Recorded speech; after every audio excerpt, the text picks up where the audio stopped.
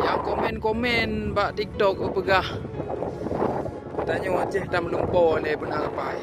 Yang komen-komen tanya Aceh dah melumpur le benar apa. Pernah ada depa dalam sejarah bahawa saja zaman Aceh na kapal-kapal yang ite le kapi, nan kapal cakra dunia. Mbah, nyan kapalnya zaman na pernah diutus le Sultan Aceh untuk gebah utusan ke Turki dalam perjalanan 3 bulan lebih.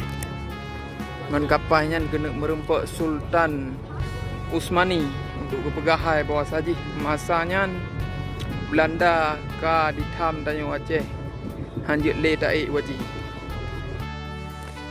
lih nyan lom masanya kepegah le urang syik tanyo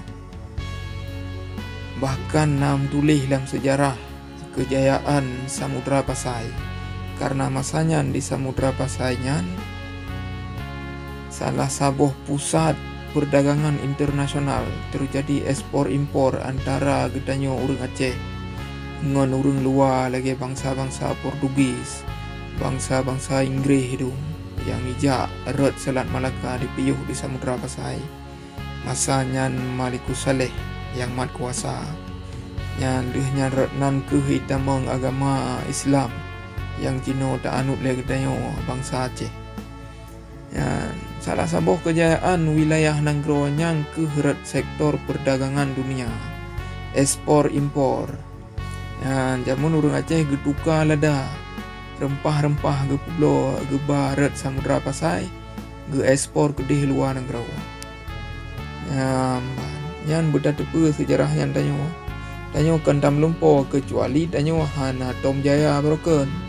Karena tanyo na jaya deh broken mata ne de jamun jino hana jaya dele ada jit tak semiki tak cok ilme urang jamun ki bancara tak pudip kembali untuk kejayaan Aceh. Mudah-mudahan pemimpin tanyo beramanah bergetim semiki atau gepudip dalam pelabuhan Aceh. Karena pelabuhan Aceh nyo salah sabuh wilayah strategis untuk perdagangan dunia. Karena jino kapal-kapal dung yang itamang dari Timur Tengah menuju Sri Lanka nyar ada Sabang jalur Selat Malaka ke Deh Singapura.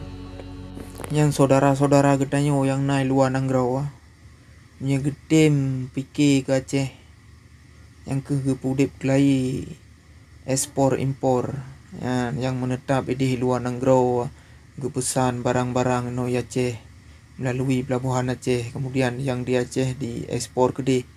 Karena luar Nanggro pihle tak saudara-saudara tanya urang Aceh yang ka sukses. Urang Aceh yang ka sukses di luar Aceh ada jet bergeputuri budaya Aceh di luar bergeputuri bahawa saji rempah-rempah Aceh kualitas ji sangat good. Dengan caranya maka udip kembali ekspor impor di Aceh insyaallah.